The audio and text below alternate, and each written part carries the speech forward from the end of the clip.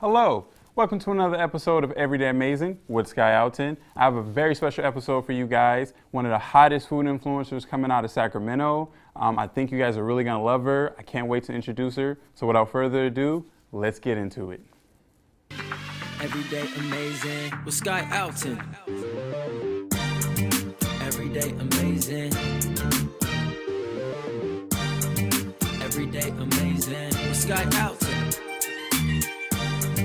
Everyday Amazing. Everyday Amazing with Sky Alton.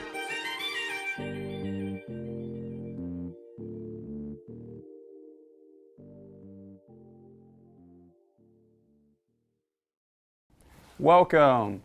I'm very excited to have you guys back. I want to introduce someone who is definitely one of the hottest food influencers coming out of Sacramento. Her name is Sasha Mogilevets. Without further ado, let's get to it. How you doing today, Sasha? Hey, Sky. I'm doing pretty well. How are you? I'm doing great. I'm so happy for you to be here to share some of your tips and just really to hear your story. So first off, my first question I want to talk about is what inspired you to start your food Instagram?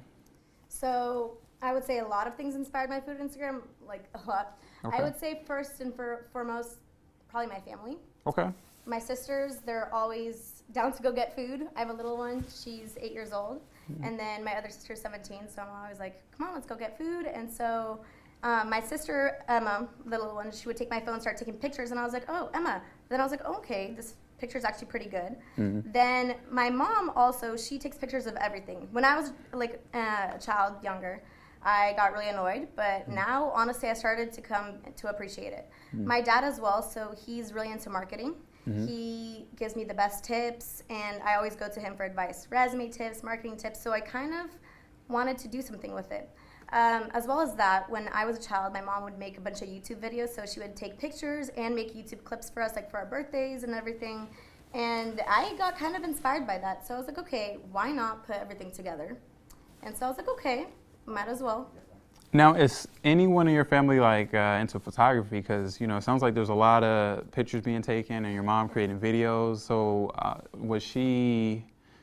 did she do anything video-wise or photography or? So yes, so she makes the YouTube videos. She has a YouTube channel, and she does take a lot of pictures. So we have a WhatsApp group chat. She always sends like the best pictures. I'm like, wow, like this is good. So honestly, some pictures on my food page are taken by her, but I tag her. Okay. Now, the question that pops into my head is, why food? Now, before you answer that, I want to say I've always told that there's two types of people. There's people who eat to live and live to eat, right? So I'm assuming you're one of those people, the latter, live to eat? I'm both. Okay. Well, yes, you need to eat to live. Yeah. But no, what is it about food that really like stands out to you? So is it the aesthetic of it? Is it the process of it? Like why like food? So I would say I've always been a foodie. I would eat this, samples at Costco. Oh, I would eat everything. Find that hard to believe. Sorry. You're in really good shape, so you know. Thanks. And so growing up, we've always been on the healthier side. I used to hate it. I'd be like sneaking candies all the time, and honestly, I was just like, ugh, salads. But now I'm like realizing like, okay, I submitted a salad picture, but honestly, I eat a salad every single day, and I like eating healthy now. I try to eat vegan sometimes, try to reduce on meat, and I would say like the idea of like food for me is just nourishing your body, and yeah. So for you, it sounds like it's deeper. It's almost like spiritual, like it's the whole nurturing your body. Now, do you go to a lot of restaurants to eat? Yes. Okay. Now, when you go to these restaurants, you try their foods. Do you get paid to go to these restaurants, or is this strictly like for the experience and to spread, the word of that restaurant in a dish?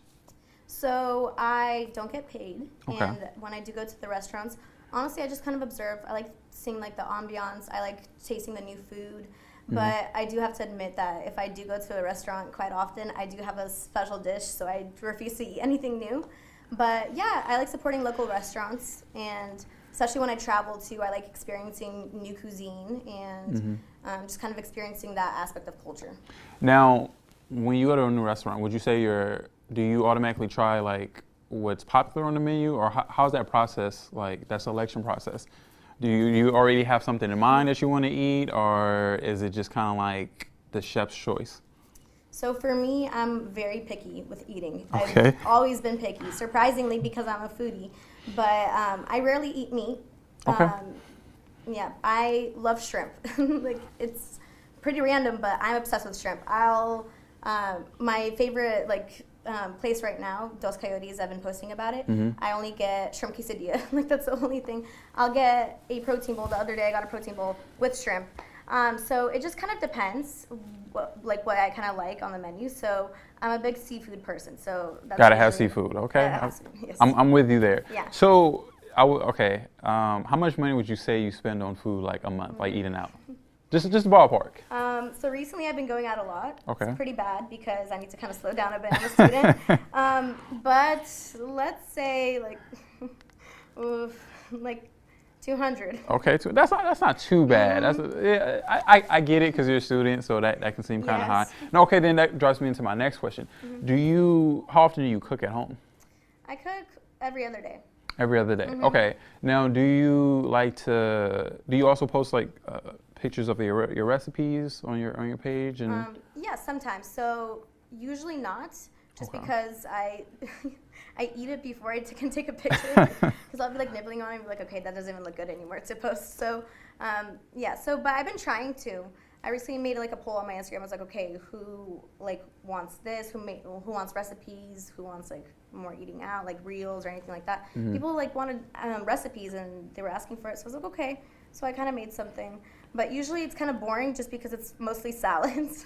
Mostly salads. Okay. Well, do you try like new recipes? And if you do try new recipes and you don't get the recipe right the first time, are you one of those people where like you have to get it right, so you constantly keep trying, or it's kind of like, well, you didn't want it that bad enough, so it's fine. So I'll eat anything that's in front of me if I make it. Okay. Because I don't like wasting food. So for me personally, like if I see it, like yeah, I'll just. Okay. Now, can you name like 3 things you must have in a recipe? Recently, I've been craving tofu all the time. Okay. Definitely that. I also have been using curry. I use my spices all the time, so I've been using spices more often. And I would say, I'm not sure. I think there has to be a balance between spicy, salty, and sweet. That's how I kind of like my salads, and I like how my other dishes. One of my favorite dishes is a salteña. So What is that? It's a Bolivian, it's like an empanada. Okay. So it has chicken, it has like a bunch of spices, so it's like a little pot pie, I guess what you would say. And it has everything. It's all balanced, and the flavors mixed together, just amazing. It's also from my favorite restaurant in Rhode Island, where I was born. Okay. So What's the name of the restaurant? it's called Los Andes. Okay. Yeah. That's the name of the restaurant. I thought that was a recipe. Okay. No. Still friends with the people that work there, and we talk all the time. So, yeah, I love it there. Do they send you recipes like to try out? Or? Yes, they're really kind. They sometimes like pack me, like when I was over there, they'd pack me like salteñas to come for home. Okay.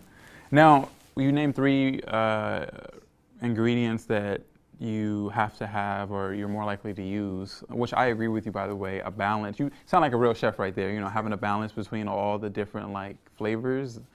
That definitely sounds like someone who gets down in the kitchen. Now, what about 3 ingredients that you will never use just because of you either don't like them, or I know obviously you're not gonna eat meat, but as far as like cooking wise, do you have like a preference that you won't use? Because to give you an example, I cook a little bit, and growing up, I always, well, not always, but most of the time, in almost every black kitchen, you can find lost like ingredients, like seasonal. And so growing up, there was always like you could always use that ingredients in some way, no matter what you was making, that and paprika. Paprika is, honestly doesn't even have like a flavor from what I hear. It's just more like a color thing. Yeah, okay, so right? Everyone always puts that in there, and you can't really taste it, but it's like a habit. Like, oh, you always add a dash to that. So for you, do you have like some that you stay away from, like? I wouldn't say, like, my spices are my spices. They're my babies. But personally for me, I really, really don't like pork. So that's something I would never, ever get close to. No. There's nothing necessarily that I avoid. I pretty much use everything that I have. I mean, but yeah, nothing that I avoid except like meat. Okay. So if there was any food you can banish from the earth, you would say it would be meat then, like that? Yes. Okay. All right. Yes. All right. Because for me, it would probably be eggplant or something like that. I don't like eggplant. People are probably not gonna like this, but I don't like asparagus. I know. That's the reaction I usually get. So, so okay, answer this for me then. How did you manage your food cravings during the lockdown? So surprisingly, I actually kind of got fit during COVID. Okay. I'd go on walks all the time, and I started eating. Actually, that's when I started cooking for myself much more because I had more free time on my hands. So I got really into. I was making sandwiches all the time. You can ask my parents. My mom would be like, "Sasha, why does it smell like this?" Sorry, like I was making. What kind of sandwiches? My go-to. I mean, I like having a lot of things in my sandwich, but also going back to the couple of previous questions, mushrooms and corn. That's something I love using. Okay, that'd be part of your. Okay. So I would always put mushrooms in there. I love onions. I'm a sucker for red onions. So red onions, my cheese. I do eat chicken and turkey sometimes. Okay. So I would put like either or.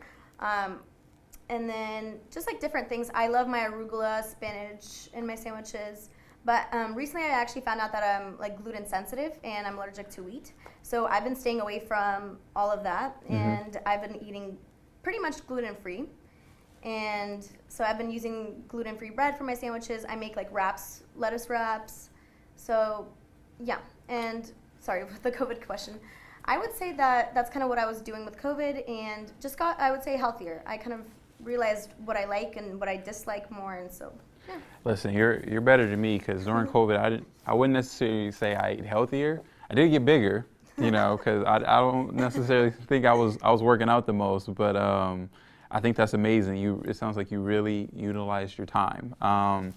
Another question that I want to know: what about do you have any go-to cultural dishes that that maybe was passed down to you or that are your favorite? Yeah. Tell me a little bit about that.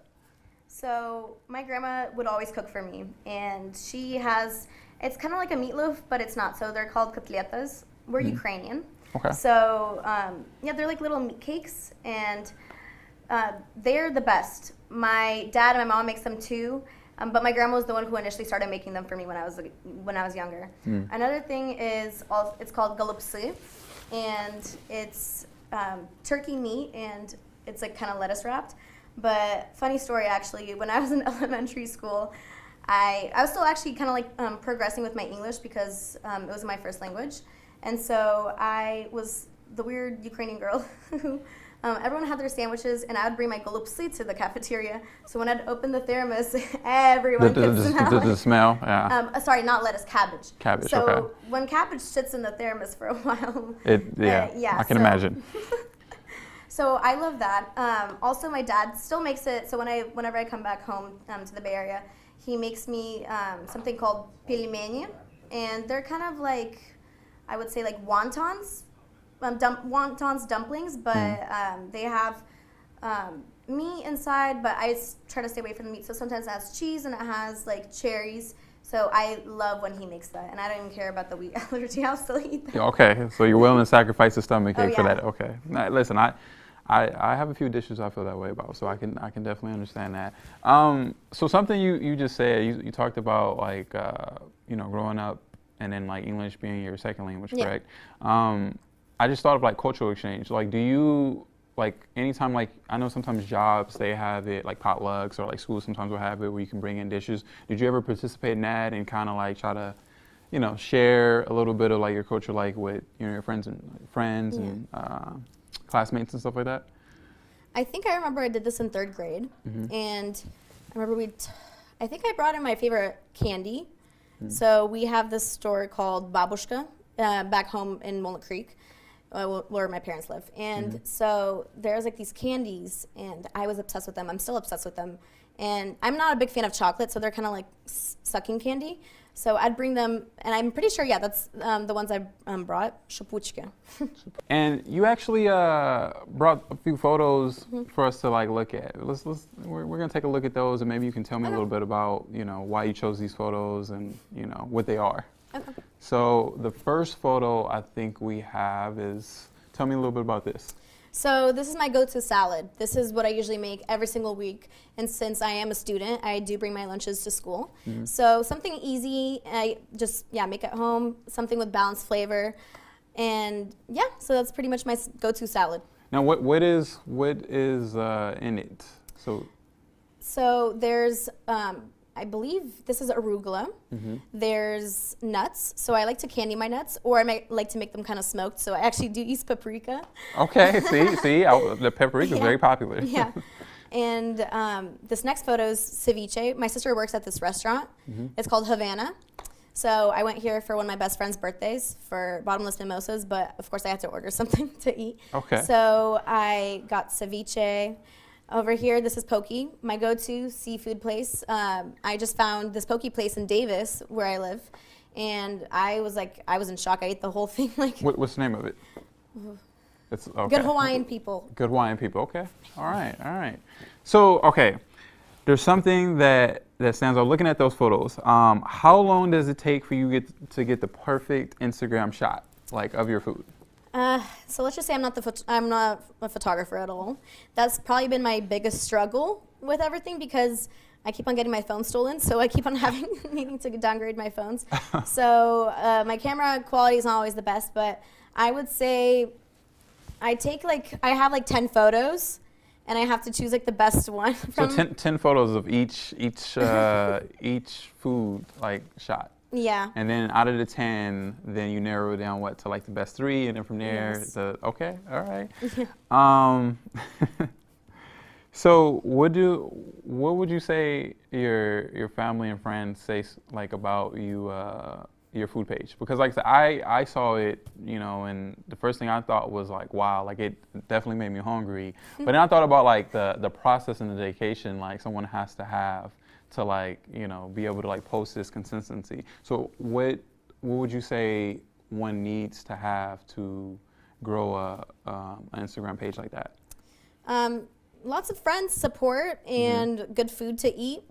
I would say my biggest support has been my family, and they have been helping me. They're the most excited about everything. I tell my grandma, who I FaceTime, she has her iPad. She has no access to the Instagram, but I try to show her, I'll FaceTime her from my iPad, show her on my phone. I'll be like, oh, look what I posted. Look at this video. And she's like, wow. And, I love that they love it. And, my family supports me. It's insane how much they support me. My friends too, I take pictures with them. They're like, okay, let's go out. And then sometimes I'll start eating, they'll be like, Sasha, you forgot to take a picture. I'm like, oh, you're right. And then, How often do you post? I started posting more often now, but I would say a couple times a week. I try to engage with my followers, and I try to, kind of grow my audience and my performance. Okay. Now, from that, have any sponsors reached out to you or anything like that? Because I think I might have saw something about you opening. I don't know. It was something you put. I'll let you tell it. So there's been a few. Okay. The very first sponsor that I did have was actually before my Instagram page. It was. Have you heard of BLK Water? I think I have. Yeah, so I did a video for them, but it was quite embarrassing, me during the video. So that was my very first sponsor that I had, and I did a few videos for them. I actually became a yerba mate, if you know guayaki. I'm not familiar with it. It's tea, Okay. Best tea ever. So I became an ambassador for them. And then there's been some other ones too. So there's just been coffee, and then I think there was a natural resin company. So they've all been great. I've had some other opportunities, but I've kind of decided not to, just because I like focusing more on natural products, and some of them were not even food related. So I was kind of it's not my niche. So tell me a little bit about their process. When they reach out, is there do you have to post a certain amount of times? And then my other question is, what if you receive a product and like you just don't like it? Like it's food related, but then you just don't like it.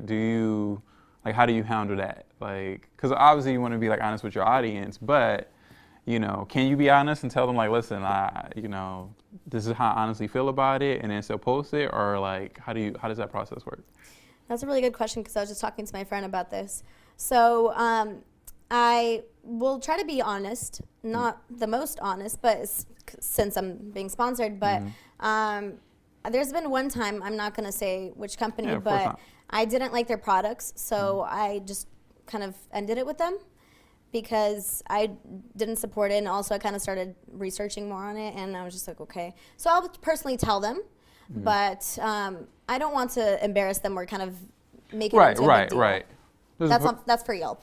Right. Well, yeah, and then I agree. There's a professional way of handling that. Now, do you ever feel any pressure? Like, okay, let's say you make a post, right, a food post, or you review a product. Let's use a product, for example. And like you just said, sometimes like you'll do research and then you'll find out more, and then as you find out more, then you're like, okay, I don't want to like be a sponsor. I don't want to sponsor this product. But like, what if like, because you say you do engage with your audience, and what if you're reviewing a product and your audience is telling you something, and they're like, hey, we don't like that you're reviewing this, or this product is really bad. Like, how do you handle that process? Because I think anyone who has like an influential like food page, or just a page in general, like on Instagram, that's bound to happen at least once, in their life of their page and their journey. Because like I feel like some of those things are kind of like unavoidable, right? Like we only know what we know, and so I always say like I'm always curious to see how people handle it when they find out new information, and like they're being attacked in like comments and stuff like that. I don't know if that's ever happened to you, but if it hasn't, like how would you think that you would handle that? Or if it has, then like how do you handle like criticism when it comes to like your food page? So I haven't gotten any criticism yet. Okay. I think maybe since I'm still growing. It's a good question because this is something I should know how to answer, but just depends on what it is. I would maybe privately message them. I have a lot of friends following my page, so if they'd probably tell me if something's kind of off. Actually, I guess I did get criticism. I asked my friends, I'm like, okay, truly, be honest, how does this look? Not just for reviewing like a product, but for like any like post I have. So I'll just be honest, and sometimes I'll be like, okay, Sasha, like, what is this? And I'll be like, okay, you know what? I'm seeing it from an outside perspective now. You're right. Honestly, I think that's probably one of the best ways you can handle it. Yeah. And anyone who is doing anything like, sharing anything publicly is receptible to that type of, behavior. So, but I always think it's how we handle it that separates us. So I think, you have a good mindset about how to deal with something like that. And like I said, I only ask because, like with your page growing, like you never know, like stuff like that is about, could potentially happen. But we're gonna take a quick look at the pictures one more time. Let's take a look at this dish. Can you tell me a little bit about that? So my family goes to Hawaii pretty often. Actually, we just started like the past 2 years, and this is a place in Hawaii. I believe it was Kauai. Wow. So this is actually a picture my mom took.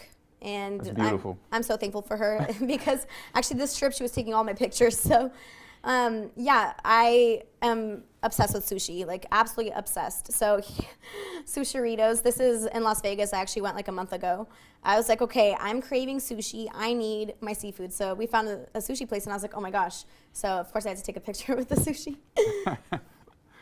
And so remember I was telling you about Los Andes, the restaurant? So these are salteñas. I don't have good pictures of them, but this is the best food I've ever eaten. Sushi and salteñas, like beyond. Now I got to try it, You have to. Go to Rhode Island. Now I got to try it, Yeah, that looks amazing.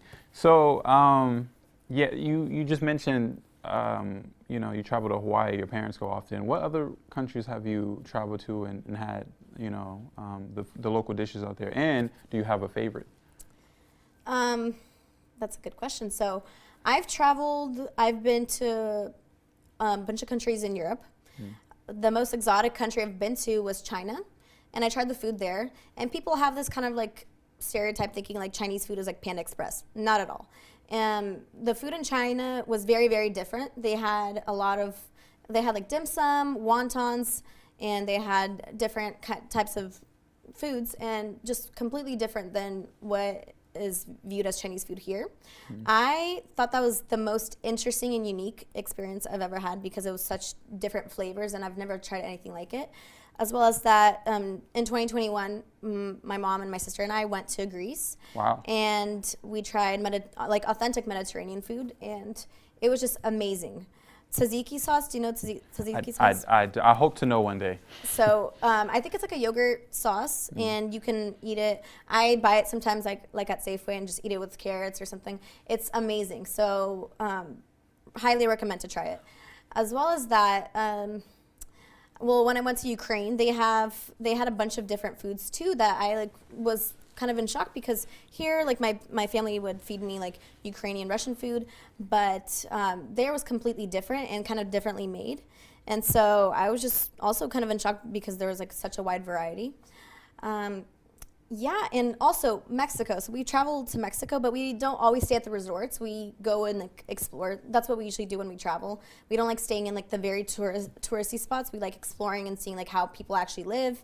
And I remember trying this one taco. It was birria taco, but it was kind of like in their own sense. It was amazing. And I don't really like beef, but that was just Puerto Vallarta. It was delicious. That sounds amazing. Well, I want to thank you so much, Sasha, for coming on the show and sharing your story. I mean, I'm definitely hungry now just hearing all the places you've been to and all the food you've tried. And I want to encourage you to keep, doing your thing, keep growing your page, keep posting those amazing food pictures. And people can reach you. Where can people reach you at if they want to get in contact with you? So my Instagram, it's sash.foodie. Okay.